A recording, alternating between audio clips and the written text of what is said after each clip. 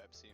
Just wanted to do a review on the first week of Indigo 2. It was a really fun week, and I'm really excited to get this league underway. I'm not going to spend too long on an intro. I just kind of want to get right into it. So basically, what I'm going to do is I'm just going to talk about every match, things I see, and things that could have been done different, and little tips for everybody who's watching this. So we're going to start with Doc versus Delta. Doc is going to be Caliber in 89, and Delta is going to be the other name that I will not say. We'll go ahead and get right into it. So just off team preview, you can kind of see what the plan Doc has is that Aromatisse here serves as like a wish passer, pretty much to support the defensive core of Chestnut and Wildfire. You can see his main breakers are obviously going to be Obstagoon and Porygon Z. To my belief, this was a Assault Vest Wildfire build. So basically just non-rocks, no rocks or anything, just simply there to absorb special attacks as well as physical attacks and sort of just fire back. Obstagoon as well. I'm not Obstagoon, I'm sorry. Chestnut as well has spikes, sort of to offset the lack of rocks, and of course Doc's team doesn't have any sort of defoggers, so it kind of puts him at a disadvantage. So the general idea is to get spikes on the field to put more pressure than rocks would put on Delta's team in order to force Delta to defog here. Delta's only real defogger in this matchup is Swellow.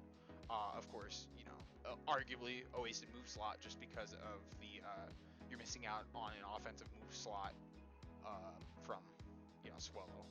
You're missing out on if you're only taking stab and you need roost, then you're missing out on like heat wave, for example, which usually doesn't really hit a lot in this matchup. So not too bad, but it's still something to note. Of course, we also notice here that despite Scrappy from Swellow, he has some pretty good switch-ins to fighting types, being Aromatisse and Dusknoir, but other than that, his team is overall really weak to fighting, and this is something that was noticed really early on into the draft. Anyway, let's just go ahead and get right on into it. We're going to start at turn 1, and we see that Delta leads Swellow versus Chestnut here. So this is like a really bad lead for Doc, right?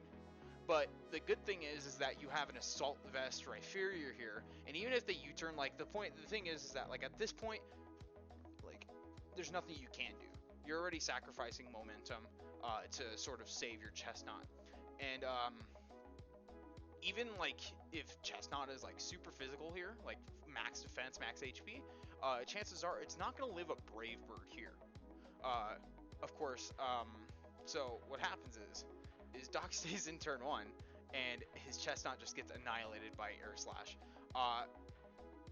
Not good at all. So now Doc chooses to go Wildfire, but this is something that should have been there in the first place. Of course, Delta going for the turn 1 Air Slash is a really good play. Honestly, just sort of feeling out the matchup. These players have never played each other before. They don't know how each other play. Obviously, Doc could have been maybe predicting a U-turn here, but overall, I still think that going Wildfire here is a better play. And the thing is that if you lose Chestnut, you lose any access to killing Registeel easily.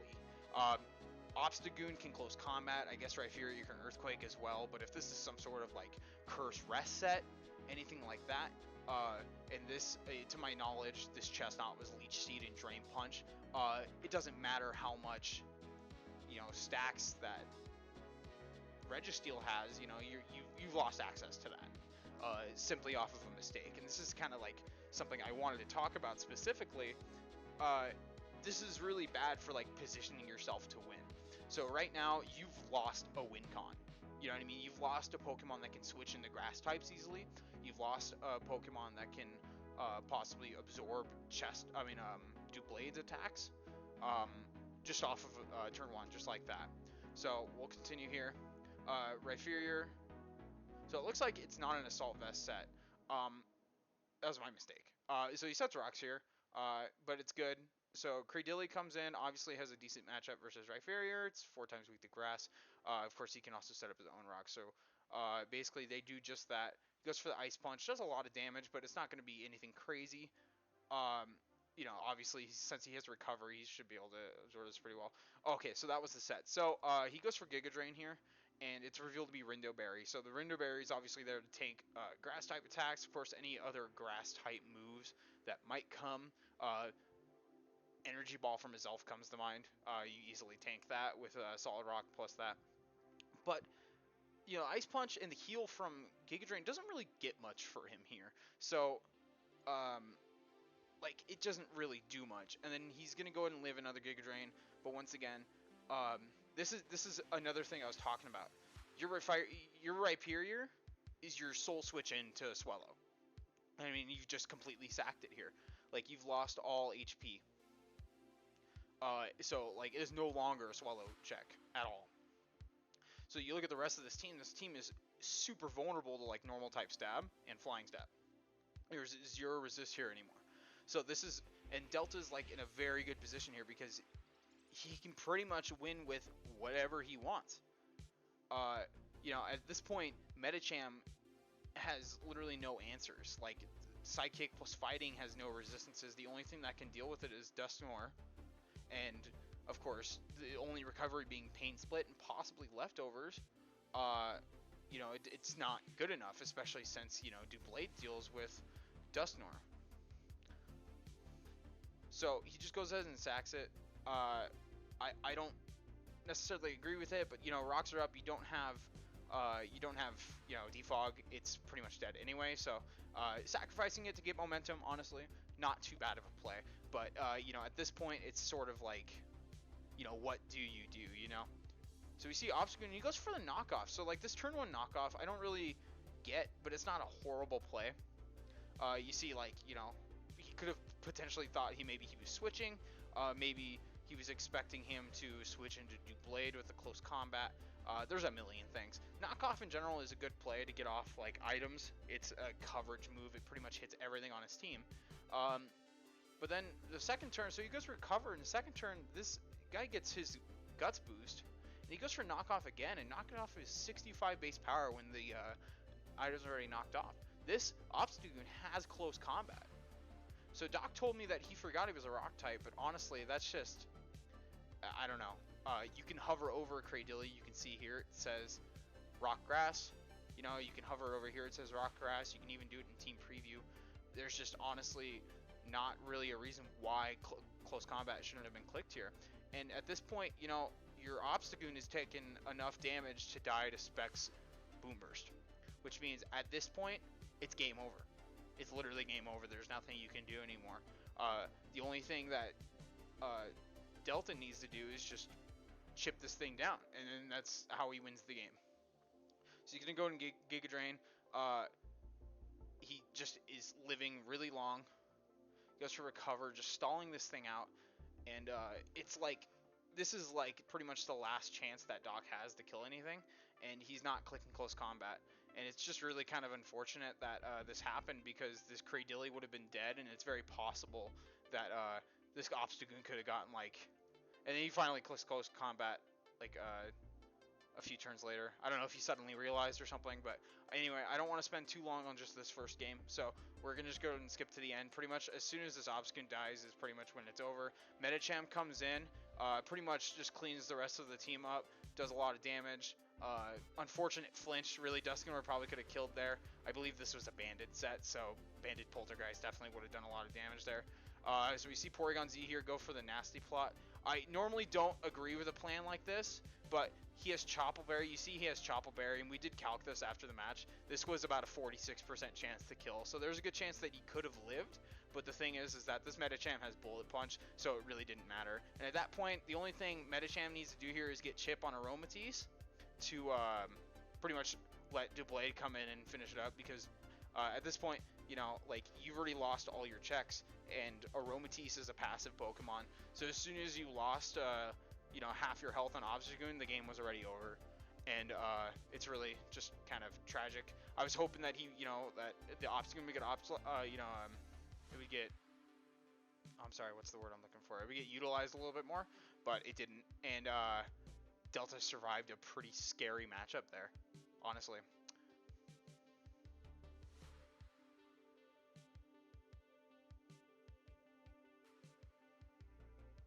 So next, trying to figure out what the next matchup is. So next we're going to talk about River versus Mei. This is a fun matchup actually to watch. Yeah, this is it. So we have River down here, who is Aerithi. Sorry if I mispronounced that. And then we have Mei, who's main event. They brought pretty much their offensive core. This is a really cool team. It's weak to a lot of stuff, but it looks fun to use. So that's really nice. And then of course we see River brought their pretty much like a good defensive core, kind of weak to ice. But you have the Aggron plus the Pyroar as resists, and possibly like an Assault Vest Hang Growth or something to tank the Ice Beam. Talonflame looks insanely scary in this matchup. Talonflame setting up a Swords Dance can pretty much just go in on this team, except maybe Aggron. We're going to go ahead and get right back into it. Sorry, turn the music off. So we see the Aggron lead. Sturdy, set Stealth Rock. It's a really nice lead here. So we see it click Thunderbolt, and you get the damage calc right here, right? So it does 61 damage. So that's a really good play. And we see that it's not scarfed or anything. It's just a standard set. Maybe it's like a Expert Belt or something, or maybe just a magnet. I don't know, something to boost damage. Maybe it's leftovers. We don't know. So River makes a really good double here just to eat the Thunderbolt. But it was discharged. It was revealed, and Breloom comes in here, and he goes for the Swords Dance. So this is actually a play I don't necessarily agree with, unless you know for sure that the quick attack is going to kill, because Diggersby naturally outspeeds here, but it's like, I don't think you need to click quick attack here, and you see that quick attack doesn't do it, and then Breloom goes ahead and kills with Drain Punch, gets all its health back. Not like the best play, but the thing is that, it's not a huge deal, just because Togekiss comes in for free on this, and Togekiss setup is just terrifying for this team, especially with Serene Grace. Being able to have a 60% flinch chance, it's just menacing. How do you switch into this? Even Manectric with the rocks plus Air Slash is going to take easily 30-40%, and that's like your sole resist besides Barbarical, which you really want to save for a Shell Smash sweeper later on, unless of course it's like a defensive set. So he goes for Protect here, and he reads the Air Slash, which is nice, but the thing is that when you click Protect like that, you're pretty much telling your opponent, hey, I'm not staying in on this, right? So now River knows that Mei is going for a switch here. He goes for double Protect. Okay, so I guess Togekiss once again. Thunder Wave is like a blanket check, so like there's no obviously there's no reason to click Thunder Wave in front of Poison Heal Breloom, but River did this in an attempt to like catch a switch, so maybe like maybe not so much Manectric, but maybe Barbarical coming in as a Air Slash resist, and then Mei gets really lucky here with this second Protect, because that's a 25% chance, and you just did it in front of an Air Slash, which is 100% going to kill you. So now River knows for sure that Protect will not work again. River can do whatever they want. So we see here, he goes for Nasty Plot, and the third turn in a row, he just Swords Dances. See, this is a really bad play, because you don't outspeed this. You never outspeed this. So you've wasted your turn, and you've pretty much sacked your Breloom because of this. So, maybe they were expecting a Thunder Wave or something again, but it doesn't matter. So we see this is a terrifying situation for Mei, just because this sweeps his team. I mean, this sweeps their team pretty much, right? So your one resist is Barbarical, which if it gets flinched twice, it's dead. That's it. If it gets flinched twice, it's dead. And then the rest of the team dies to Air Slash flinches. The only check you have is Manectric. So like you pretty much have to sack something here. But River goes for the River goes for the air slash, just knowing that they have the advantage here, and we see a Destiny Bond come out from Sharpedo. Really cool. Honestly, I love seeing stuff like that. Pretty much, you're utilizing your entire moveset, and it really, kind of gave momentum back to May here. So honestly, great play, great prep for that. I applaud May for bringing Destiny Bond Sharpedo as sort of like a like an emergency sort of out to a situation like that. So really nice. So we see, and then, May instantly has momentum here again. So River, knowing this, is just ready to sack the Aggron, to sacrifice it to Manectric. So previously you did click Thunderbolt versus this and it did 61%, and then May clicks Crunch, which is quite possibly the absolute worst move you can click in this situation. Aggron not only has a way higher defense than, and like, there's no one here that actually Crunch hits. I'm not even sure why Crunch is on this. It may have been filler, maybe for a different Mon that's not here that I'm not seeing. But Crunch literally lets anything in for free, even Pyroar. Nothing wants to switch into this Thunderbolt, and they click Crunch anyway. It reveals Rocky Helmet, which is good info, but it doesn't matter at this point because this Aggron should be dead. So we see it goes for Stone Edge. It just kills it. And then Talonflame comes in, and there's no boots on Talonflame. And I'm usually okay. Like, if you want to run Talonflame with no boots, that's fine. Thanks to Nana for saying that was the sickest shit ever. Basically, if you want to run no boots on Talonflame, I think that's okay. Because Roost is usually on a Talonflame moveset, and if the matchup is good enough, usually it's fine. But I don't know about switching Talonflame in here. I think the best play is to go Barbarical. And, this is kind of goes back to what I was saying about the Dog versus Delta matchup, where you want to position yourself for victory. So, like, if you plan on sending your Talonflame in more than once, then, like, you can't just be switching it in and out, especially if you have two Pokemon that are weak to rocks, like 4 times weak to Stealth Rocks. So I think that, maybe May thought that Flame Charge would kill. They get fortunate with the Stone Edge miss, and then they go for it again. And this is kind of what I'm talking about. It's like, even if you manage to get like a crit, or you get the ×2 speed boost, it doesn't really matter because Hawlucha, Tangrowth is tanky. It lives a lot of attacks. A +2 speed Talonflame is scary for River, sure, but like, you have to kill the checks first before you can set up with something like this. You want a Flame Charge in front of something like Tangrowth instead. So unfortunately, Talonflame goes down to Rocky Helmet chip. Aggron is still alive, and then Barbarical comes in, goes for the Liquidation, finally cleans it up, and then of course, once again, getting Rocky Helmet chip. This Aggron did way more than it needed to. This thing should have died how many turns ago? It should have died on turn 10, and it is now turn 13, and it finally died. So Barbarical goes for Stone Edge. Tangrowth. So normally I don't agree with knockoff here. I think that even in the instance that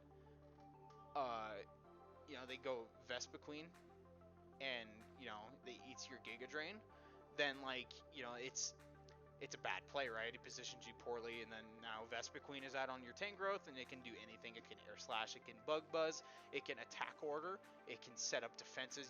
It's a scary thing. Of course, Pyroar usually should be able to circumvent that and deal with it, but then you also have like Hawlucha, who's probably packing Stone Edge.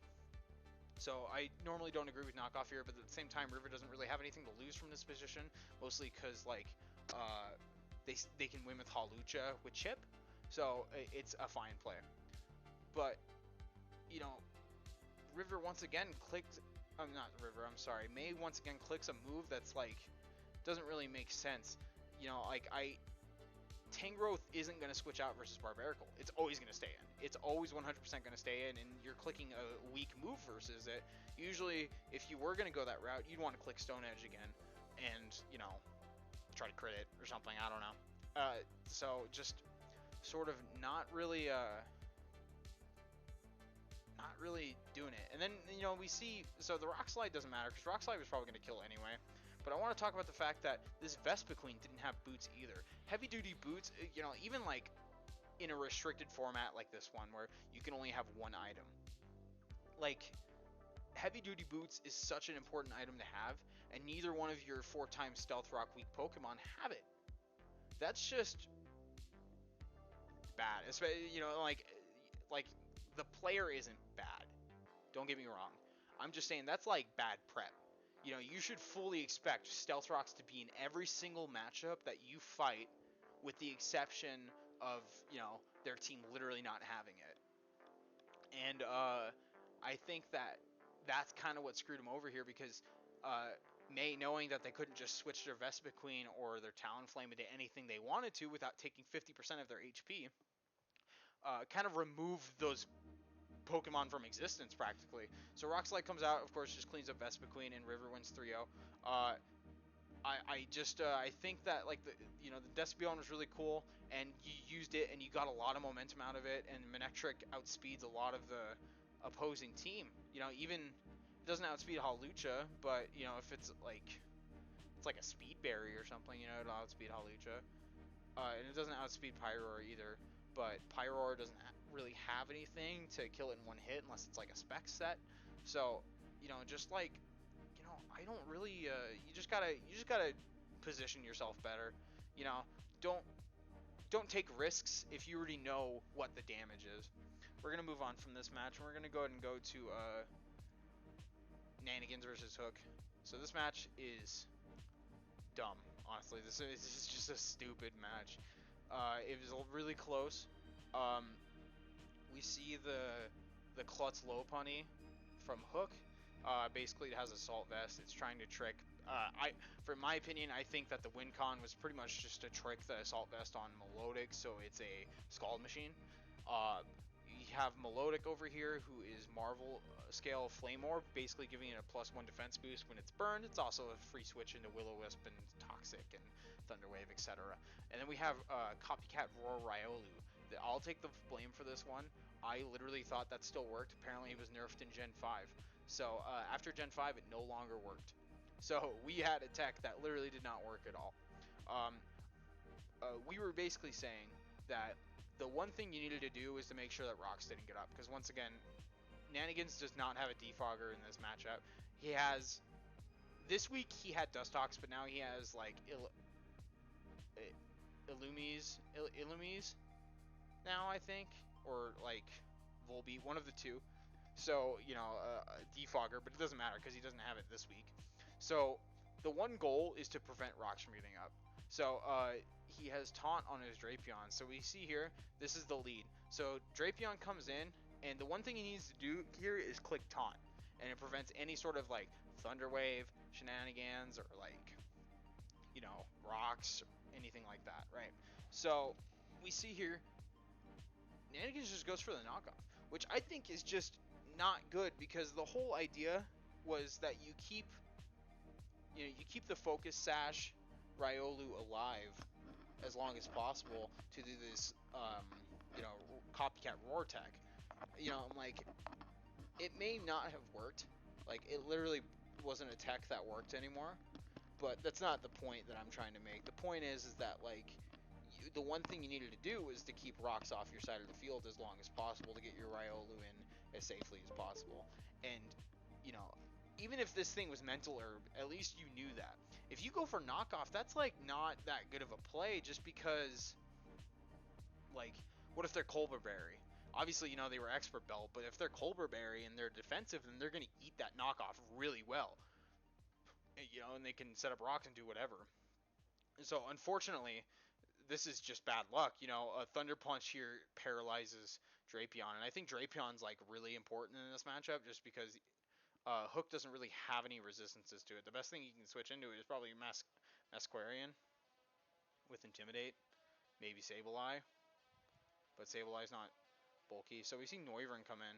I don't know if the idea was to defog, but we see Throat Sprays reveal, and he has Koba Berry to eat the Air Slash, although I'm not sure if it was like totally intended for that specifically, but they get some good, you know, Nanagens gets some good chip with Rock Slide here, and then goes Melodic, a lot of good, like, you know, a lot of good damage soaked up by Melodic just because of its high special bulk.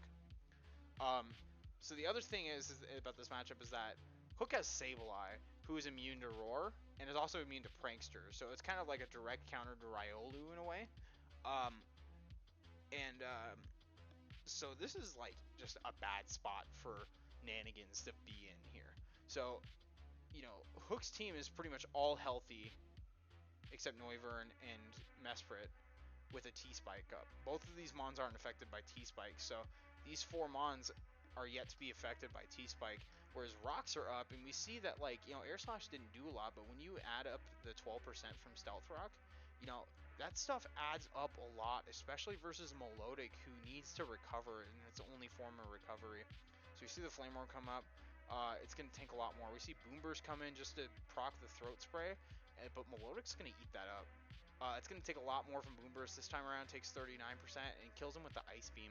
So, sort of revealing that it's Scald Ice Beam there, mostly because most Melodics come with Scald. It's kind of like standard. But the thing is that now Hook has an opportunity to switch in something that's like threatening it directly. I think it's really smart to go Sableye here to make sure it gets the normal poison, because once again, his only defogger was Noivern here. So Noivern dead, that T-Spike's up for the rest of the game. So I think going Sableye here and getting it on the normal poison instead of toxic poison, especially since this thing usually recover stalls, is really smart on the Hook's part. Even if it means that they might lose momentum. But unfortunately, forgets that Drapion is also immune to Prankster. Iron Tail comes out mostly because I think Nanagens was expecting a Deontay. It doesn't come out. It's a good thing to go for, but like hitting Iron Tail through paralysis is really risky. So normally I would just click knock off there, but it doesn't really matter. Thunder Punch comes in again. He's gonna go ahead and take this out with knockoff, and Drapion gets its first kill. So Intimidate, Masquerade comes in and starts Quiver Dancing, and this is like a super scary situation because right here, this is another thing about positioning. Like your Melodic, yeah, you have 6 Pokemon, right? But your Gourgeist dies to this. Your Gardevoir takes a ton from this, and that's just at +1. If it gets another boost, that's nothing else. And this thing has high defense, so it's not going to die to Ice Shard from this range. You need to chip it first. And of course, this is going to die to Bug Buzz as well at +1. And then you have a Riolu, who is practically just like a gimmick mon. So this is a really scary position for Nanagens because this is why you have to keep your tanks healthy. You can't switch them out at 40%. Obviously, he was forced out by Sableye, but it still applies. So we see here, Masquerade comes in. Nanagens goes Gourgeist, reveals the heavy duty boots, and he's gonna go and take him out. And then Mamoswine comes in here, and this is the point I was making, is that Masquerade has like really high defense, and it's like, well, it's not like high, but it's enough to live Ice Shard is pretty much what I'm saying at full HP. And usually that's circumvented a lot by Intimidate, but of course since Mamoswine's not intimidated here, we see it doesn't do enough, and they just die to Scald, and now they're like in a really scary spot. So like obviously Drapion can't get crit. It probably won't die to Bug Buzz at this range. So like more than likely they'll be able to deal with this. But you're still like you've sacrificed so much. You killed your Mamoswine. You had to sack your Gourgeist, and you pretty much sacrificed all HP on your Drapion just to kill this thing. And that's all because you couldn't go Melodic because it was too low, and you couldn't Haze or just kill it. So that's why it's really important to keep your tanks alive, because Nanagens pretty much had to sack 3 mons to kill this thing. So we're gonna see, I think Lopunny comes in next, but the timer is ticking for Hook here. Deontay and both Lopunny are toxic now, and the only thing that Nanagens needs to do is recover stall. So Power Up Punch doesn't quite kill, but I think he gets paralyzed anyway. Yeah, so gets paralyzed. He's gonna get the +2, which is kind of scary considering that Melodic is weakened. Gardevoir comes in. It's gonna go ahead and trace the Klutz, which is actually pretty nice here. Usually this is pretty niche, but that also means that it can't use its item. But that means it also can't trick its Assault Vest on it with any effect. So it just goes for Fire Punch. It's probably its best move. Normally I just click like Return there or something. Moonblast, sadly doesn't do enough. He's gonna go ahead and sack the Riolu there. I'm pretty sure that was the plan anyway, but then Sableye comes out, and it just goes for Protect, just to give it a little HP. And honestly, this is another questionable choice. I get Moonlight. Moonlight's fine, but this thing gets access to Recover, which has about 4 times the PP of Moonlight. So, like, you've lost the stall game with that. Goes for Roar. B and Nanagens both discovered with Clown makeup on that Roar doesn't work versus Sableye, so this whole thing was defunct. But it didn't really matter because they were sacking the Riolu anyway. So, it is what it is. At this point, Melodic comes in, and this is good because this thing has 4... I think it's like Encore Disable or something. It has 4 recovery moves. So I think that this is like kind of a slip up from Hook here. Instead of going for Disable immediately, it goes for Encore, because I think he wanted the combo of like Encore plus Disable, but that gives, Gardevoir a chance to just switch in for free here. And that's kind of what like set it in motion here, because now Will-O-Wisp missed, but it didn't really matter because now they're going to die to Moonblast. And I think that just going for Disable straight up would have been better, because then you can like, do whatever after. At this point, like the +2 doesn't matter because Melodic's a special attacker. Now Melodic's full HP, and all it needs to do is just click Scald or even just click Recover, and it came down pretty much to the wire. Just crazy. Fun match to watch, but very stressful as someone who helped Nanagens prep for this one, and watching the forbidden tech not work. It was very sad, but this was a very fun match to watch live, and Nanagens just squeaks out the win. Very, very close. Cool. So next we got Slox versus Kolo, which is right here. This one happened last night. Slox kind of went into this as the underdog, I'd say, mostly but he does have some things going for him here. He basically has the Sunmon that Kolo wants. So this thing has Chlorophyll. It can pretty much counter any sort of Sun here.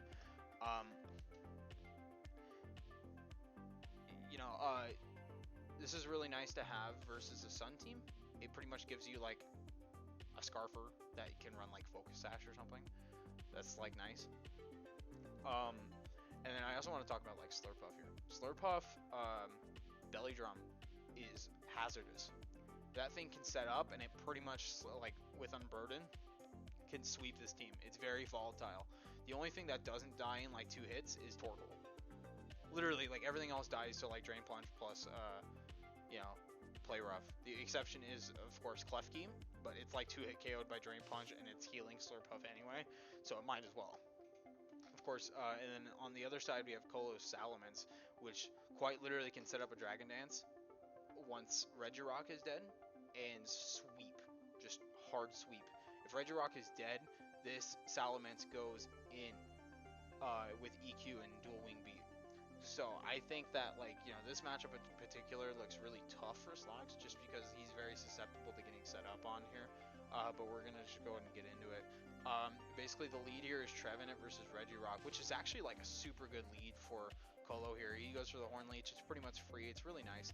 And then Flygon's revealed to be like a special attacker. I think this thing is like Spadef, maybe. But, not knowing that this thing is special attack, goes for Will-O-Wisp, which honestly kind of makes it a wasted turn. Just because, if this Flygon's a special attacker, it doesn't care about its attack stat. So it's actually, super nice for them. And then Slox gets the high roll here, which is really unfortunate, because Kolo, thinking that it did 48 damage before, it wasn't going to do 58, but Slox gets the high roll on the damage, and it does 52 and knocks out the Trevenant, not even putting it in berry range, completely avoiding the berry at all, which is just super unfortunate for Kolo and kind of puts him at a disadvantage here. So you see him go Torkoal, and the other thing is that you should know that this is special at this point. You know what I mean? It's Fire Blast, which means it's probably packing Earth Power, unless it's just... It's fair to assume that maybe it's just Fire Blast for Trevenant specifically, and then the rest of it's physical. So that's fair, but usually off damage calcs you can kind of figure out that it's really just Earth Power. So you see here, So it switches out mostly because it might be expecting the Earth Power, and we see it just does so much damage. And this is like really good prep here from Slox. Bringing this special Flygon instead, mostly because like, you know, Flygon has a great physical move pool, so you sort of like on paper expect it to be a physical attacker, but like, you know, 80 special attack, especially in a limited format, is very passable, especially since it gets really good coverage moves in like Flamethrower, it gets Earth Power, you know, I can't name any other moves right now, but it gets a decent special move pool, like Draco Meteor is also like a really good nuke. So, you know, Klefki here kind of has to die. And then Slox goes for a U-turn here, which I don't really agree with. I think you should just take the kill, but the thing is that Klefki's low here. You know, Klefki is really low here. And Slox recognizes an opportunity to set a belly drum and win. And Kolo, expecting this, goes to his what apparently is Scarf Heliolisk. So this is kind of what I want to talk about, like proper prep. So Kolo here went Scarf Heliolisk here because he was under the impression that it outsped. And this is true, it outspeeds Adamant Slurpuff, but it does not outspeed Jolly Slurpuff. Now you can argue that there isn't really anything that's like Kolo could do anyway. If this is his fastest Pokemon and his Scarf doesn't even outspeed Unburdened Slurpuff, there was not much they could do anyway. And bringing Scarf is, you know, like a blanket check to that. But of course, since this is Jolly, it's going to go and eat its berry, and it's going to outspeed Heliolisk and kill it with Drain Punch. And this is just such a horrible position for Kolo to be in. This is very scary. So recognizing that obviously it's Jolly, and he doesn't have a check anymore, he needs to get something going before he dies. So normally this is actually a really good sack here. Going Klefki to set up the Reflect for its Torkoal is really nice. And then, you know, he's gonna go ahead and kill it with Play Rough. It's a good blanket move, you know, just in case he wants to double to Torkoal, or I mean to like Weasel or something, or Salamence on the Drain Punch, try to kill it, but you know, none of that really matters. So instead, Kolo goes Floatzel here. And this is like kind of confusing because the only move you can tank, even through Reflect, because to remind you that Reflect is only +2, this is +6. This thing is ready to go. This thing is like bopping. And, you know, he ends up just sacking Floatzel too. And this is like super bad because, look, it's 6-2. And, you know, you've already like lost your entire team. And then, you know, it's even more confusing when you see the next turn and you see that, you know, apparently Torkoal is like, you know, only Ancient Power. You know, you think it's just GG at this point. And then he does Clear Smog. And he had Clear Smog the whole time. So it makes you wonder, like, you know, you pretty much sacked your Floatzel and your Klefki when you could have ran out to Torkoal. It's like, to be fair, you know, you may not think your Torkoal can tank a hit, like, without Reflect up. I mean, that's fair, you know, but, like, you should... This is why you normally calc, because if it's not adamant, you know, at that point you need to adapt. You realize, oh, well, if it's not adamant, it's not going to be doing as much damage to my Torkoal. And, you know, especially since you had Clear Smog, I don't know if Ancient Power was like a misclick or something, but Clear Smog just comes out too late. This is like, I want to preface this by saying this is like really good prep. You know, bringing Clear Smog plus like Scarf Heliolisk, it's really good prep, but it's just, you know, misplayed. So Clear Smog comes out, deals with the Slurpuff, but he's just going to start sapping away. We're going to skip a few turns here just because it's the same thing over and over again. And then we see that, you know, Slurpuff does enough to Mence just to, you know, put it in range of dying to its own Life Orb. It's really unfortunate. You know, like, saves himself the 6-0, but it doesn't really matter because, you know, the Salamence wasn't going to be able to get past this team anyway. I believe the Shifter used Focus Sash, Agislash, you know, Shadow Sneak possibly, Clawitzer can tank an attack, Regirock is bulky, you know, there's like nothing you can do at that point, you know, and I think that like, whereas there was really smart prep on Kolo's end, and some unfortunate luck with the Fire Blast roll, that's just how quickly a Pokemon like Slurpuff can just annihilate your team. This is really unfortunate. But, you know, congrats to the Slox, you know, recognizing that he could set up with Belly Drum Slurpuff, and it got him the win, just like that, you know. Okay, so next I want to talk about, you know, Mordekai versus be a Popo next. So this is like, this team's really cool. I really like this team. And this is another thing that comes like, you know, with just drafts like this, is that Pokemon like Gliscor are so broken. This Pokemon is so fucking good, and it just never dies. It has like a myriad of resistances, and it's just it can do everything it wants. It can be a Swords Dance Sweeper, it can be a Roost Toxic Staller, it can do anything. Especially with Poison Heal backing it, it's like one of the most broken Pokemon in this draft. And on the other side of this, you have literally like just such a bulky core. You have Sylveon, Goodra, and Bronzong. And like, you know, between Wish Passing and stuff between these three, this team has no problem keeping rocks up. And not only that, but you also have a secondary rocker potentially in Carbink here. And then you have what appears to be like a contrary Malamar who can just set up and get going. And like its stabs are non-resisted throughout his entire team. Except by Skuntank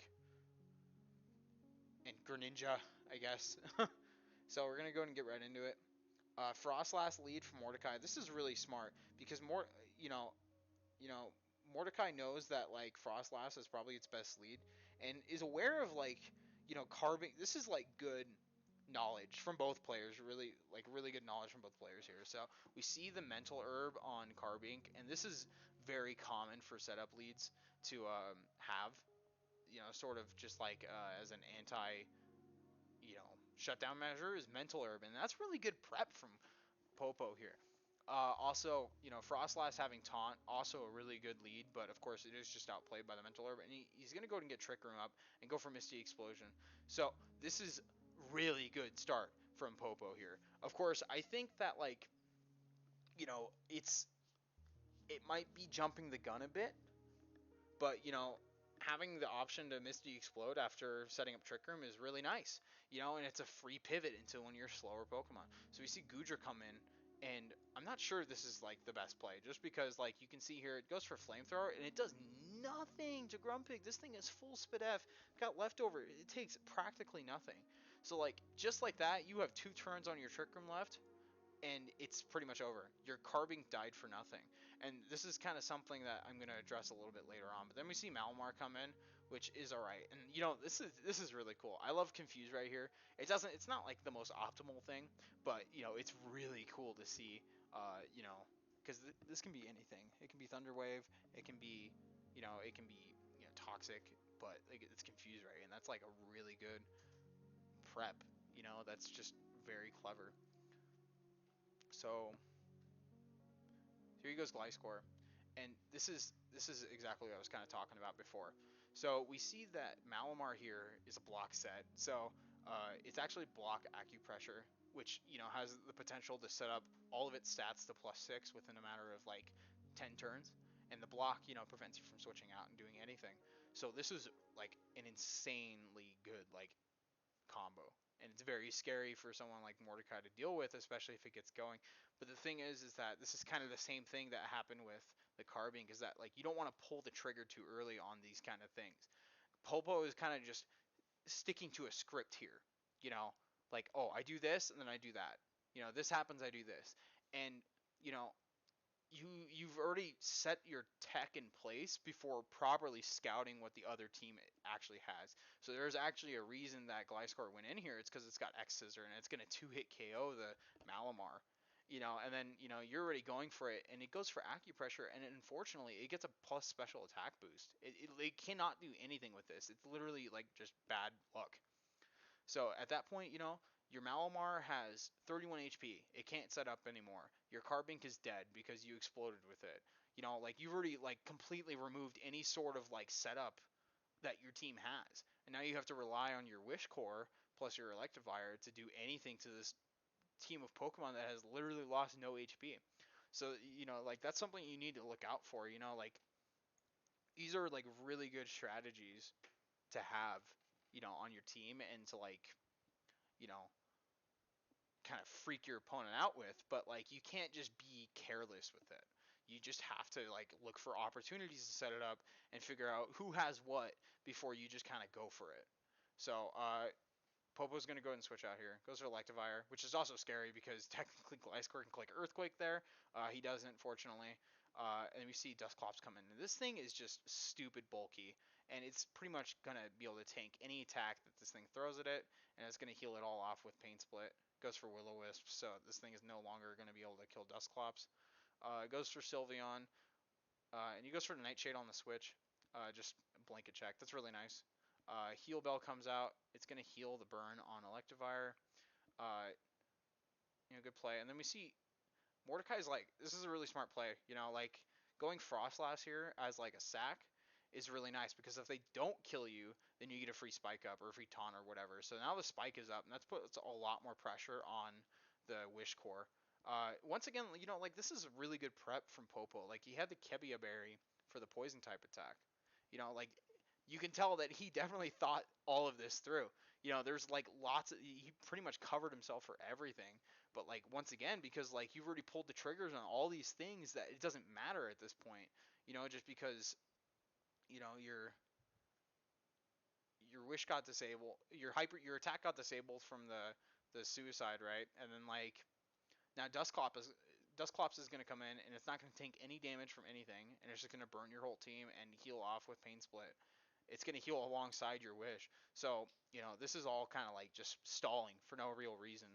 And it doesn't really do anything for Popo here because he has no opportunities to set up anymore. So Grumpig's going to come back in, just be really annoying. And like the spike comes into play here because now Malamar, even though it got the Wish, it's not going to be able to do a lot here. See Gliscor come back in again, and unfortunately it does get hit in confusion there. So even if they wanted to maybe get like a +2 defense with acupressure, it no longer has that option. Goes Goodra, but we're gonna see like Earthquake does a ton of damage to the Goodra, and then at that point, it's already like you should have gone this first, just because like X Scissor isn't gonna do a lot of damage to Bronzong, and then like the knockoff is annoying. It sets up Trick Room again. Dusclops comes out, and Gyro Ball is doing nothing. Once again, this thing is slow. It's like it's tanking your entire team, and you have no way to kill Dusclops anymore just because your Malamar has already revealed itself to be the set, and Dusclops is just gonna go ahead and sit here and not die. We're just gonna skip ahead a few turns just because it's kind of the same thing. We see Malamar come back in, knocks off the poison aura, but like doesn't really need it since he's already poisoned. Goes for X Scissor, isn't gonna kill, but is eventually gonna kill with Earthquake, and then he's just gonna sweep with Earthquake at this point. Goes Dusclops to tank the Ice Punch to save differential, very smart. And then from here it's over. Good games once again. Just Popo had really good like prep here. Like there's some genuinely really smart sets here from Popo with the block acupressure, the Kebia, the Kebia Berry on Sylveon to tank the poison jab. Like these are all very thoughtful, but it's just you don't want to rush it. You kind of have to let these pieces fall in place instead of just going for it because it's just not going to work, especially versus a team like Mordekai's who can really run a lot of different sets. Anyway, we're not gonna sit too long on this one. We're gonna go and move on to Craver versus Julian / Anne. This one's a really cool matchup. We see the Linoon. I love this thing. This thing's really cool, and it also has the potential to pretty much sweep. It has if it gets walled by Ms. Magius if it has Stomping Tantrum and E-Speed. But it could also run like Seed Bomb or like Shadow Claw or something. It's likely Seed Bomb here just to hit the Rotom Wash. But of course, it doesn't really matter. We're going to go ahead and get right into it. And we see the lead. It's Rotom Wash versus Swampert here. And this is something I want to like talk about. Like Swampert is such a good Pokemon in this matchup. And Julian's Pivot Core here is like super nice.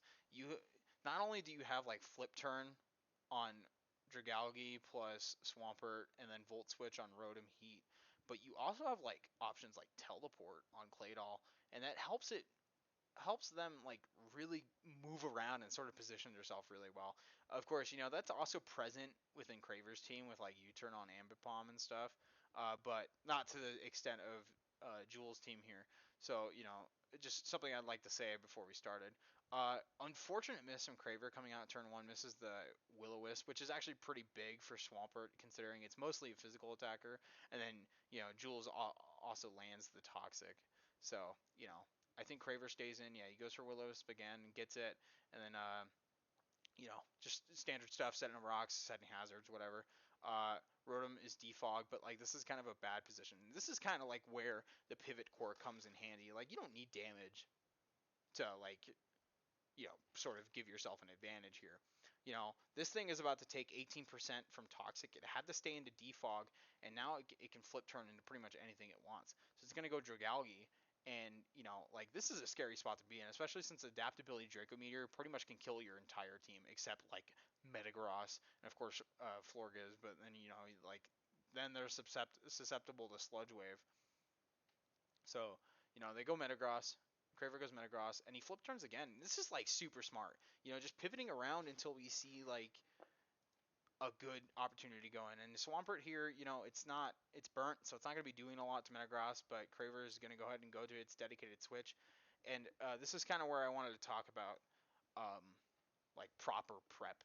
So like the thing is that you've revealed your entire set now. Within the first 5 turns, you've clicked all 4 of your moves. So it's a really good idea to be secretive about what you have, because if like if your Swampert doesn't have Ice Beam or something, that means Torterra walls this thing forever. And this Torterra's Rocky Helmet, it's got rocks, so now you've put yourself in a weird position by revealing all of your moves. And you can't always prevent that, but like you don't want to give too much info away. So I personally think that like Ice Beam is a much better move to take here, specifically for Torterra, just because it walls you otherwise with Synthesis and whatnot. So we see it goes for Toxic, which is actually smart considering that like Craver's probably more likely to put up rocks here, and maybe you want to sack your Swampert, but it doesn't really matter. So he goes for rocks. So the Toxic's really smart here actually, but and he goes for Flip Turn. It reveals to be Rocky Helmet right there. And then Rotom Heat comes in. It's heavy duty boots, so it's going to tank that Seed Bomb really well. And, goes for the defog, gets the rocks off. But, of course, this gives Florges the opportunity to Wish. And I think it's Wish Aromatherapy. So it's pretty much going to be able to heal the Toxic on Rotom. And, like, the thing is that, all that hard work is gone. You poison his entire team, but it didn't matter because aromatherapy existed. So this is actually like a really good play here. Knowing that like if it's Wish, it's probably Protect. Goes for T Spike on the Protect, super smart. And then but it sets both T Spikes, but with Rotom Wash being Levitate and Defog, it doesn't really do much for you to click it again. Usually like one T Spike is enough here, just to position yourself correctly. Dragalge is still really good in this matchup despite like Metagross pretty much walling it. Just because of course you can, like you saw the last time he flip turned out. So I think that like going for a second T Spike here isn't worth it, just because like you already have the one down. Craver doesn't want anything on his team to get paralyzed, so he's gonna go to Rotom Wash before anything to get rid of the T Spike.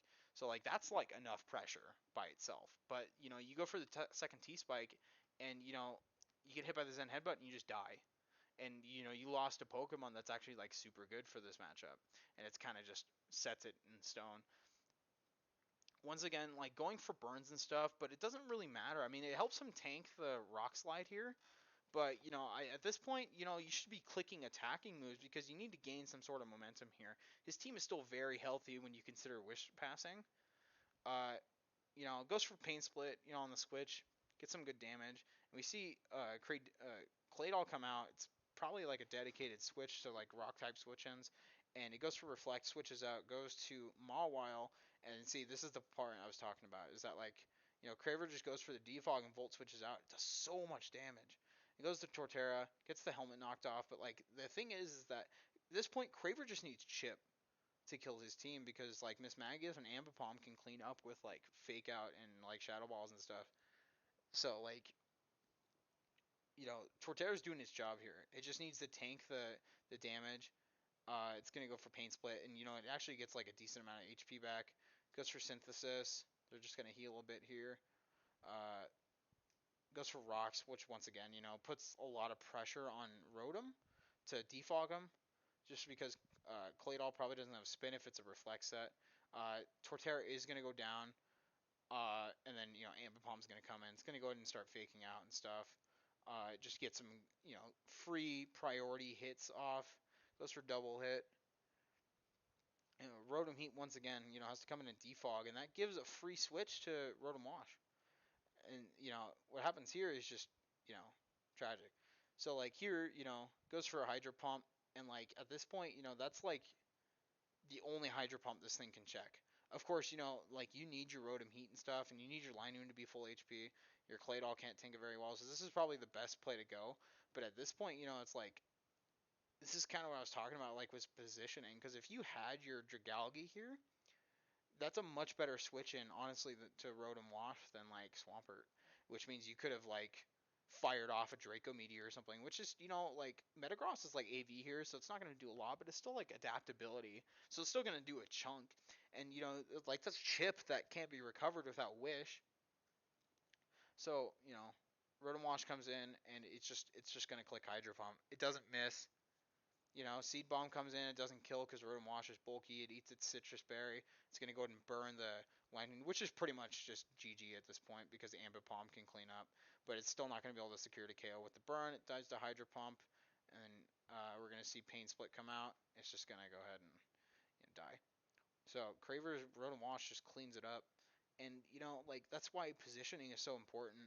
And, Julian really had Craver, like, on the ropes there with the flip turns and stuff and positioning, and then, like, as soon as the Dragalge died, that's when it started to go downhill because now you don't have the Pokemon that scares his team. You don't have the Pokemon that scares Craver's team anymore. Like, Swampert's burned. Linoon is, whatever. Doesn't really get past Rotom initially, I guess, without Seed Bomb. So like, you no longer have that opportunity to flip around and sort of set that up. So, you've lost your position here. You sacrifice momentum, and then, Craver can just clean up with. It didn't have to be Rotom Wash here. It could have been Ambipom. It could have been even Metagross. It could have been anything, honestly, just because, like, you lost your pressure. And that's why it's really important to, like, properly position yourself to not lose a Pokemon. Like, you should always be calculating your risks when you're staying in and doing something like a second T-Spike. So, we're going to go ahead and move on to the last match. I know this is kind of stretched on further than I wanted it to. I believe it's right, yeah. So it's Wildfire versus Vertigo. So here I kind of wanted to talk about, like, aggression specifically. Wildfire has a really offensive team, but so does Vertigo. Like, these are both really offensive teams because it's offensive when the most defensive Pokemon on both teams is going to be Gastrodon and Magnezone. So it's kind of a very volatile matchup. We see Vertigo leads with Weavile, knowing that, like, Wildfire has no checks for this. Nothing switches into this except, like, Wall Rain switches into Ice moves, and that's it. So, it's kind of, like, interesting here because I think Wildfire recognized this, and it's probably like a Sash set or Light Clay or something, just because of the Reflect. And, like, like, Vertigo makes, like, an interesting double here. I'm assuming that, like, they were expecting a different Pokemon to come in so they can, like, properly, like, but, like, you don't want to, like, this is kind of like where aggression comes in, like, you can't be too aggressive without enough info. You don't know how your opponent plays. These players have never played each other. You can't just assume that they're going to always switch out. You know what I mean? They might stay in and click Reflect, for example. So Overheat cooks this thing. It's Specs. It's revealed to be Specs. It's a crit, but it didn't matter. Gallade comes in, and Altaria comes out. So Gallade sets up a Swords Dance with Reflect up, and this is, like, actually kind of, like, bad for Vertigo here, just because, once again, it's the same as Wildfire, where they don't really have a switch in for this. They have, like, defensive Pokemon, but they don't really have anything that switches into Psychic and Fighting Stab. Goes for Zen Headbutt, doesn't get the flinch, but since Reflect's up, it's not going to take a lot from Dragon Claw. It's going to go for Shadow Sneak and go ahead and take that out. Not sure about the Shadow Sneak there, but it doesn't really matter. You don't really want to reveal that until it's kind of like a mystery later on. Weavile comes in, and usually like Weavile can kill here with you know triple axle, but unfortunately only hits one triple axle and it's over, and then dies to close combat. And like like this is just like super unlucky. I don't know if they mistakenly went Explode there, but then it goes straight to Gastrodon. And at this point, like your best defensive check is Armaldo, and your only thing that you have to kill things with is pretty much Infernape and Explode, who are, this gets, you know, this is susceptible to being like swapped around on, and this Explode here can like miss out on important KOs. Shadow Snake goes ahead and takes this out, and once again, Gallade doing a lot more damage than it necessarily needed to, and this is really like smart of Wildfire here. Sort of just kind of going for Shadow Snake here and getting as much, not like saving this because he recognizes that he doesn't really have a switch in for Infernape here, other than like maybe Walrein, but it's not going to switch into close combat. So like recognizing that like sacrificing this and getting momentum out of it is going to be way more useful than like saving this for later. So he just went ahead and clicked Shadow Sneak, tanks the Flare Blitz, dies, and then goes Walrein, knowing that it'll probably tank at least one close combat. Goes for Liquidation. Normally I recommend Scald on this set, but it doesn't really matter.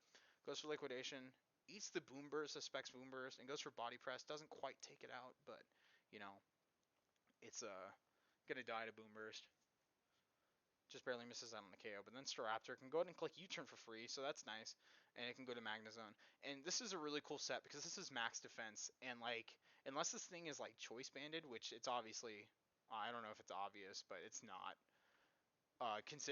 It could be like choice locked just because they swapped out Flare Blitz versus Walrein. Uh, Magnezone usually just max defense can tank this. Like Magnezone has a really high defense stat, so it eats the Flare Blitz, eats the berry, and then went ahead and killed with Discharge.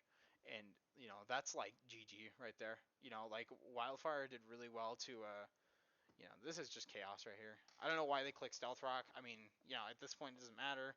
Maybe they figured they'd be switching around and stuff, but it's just a bunch of moves miss here.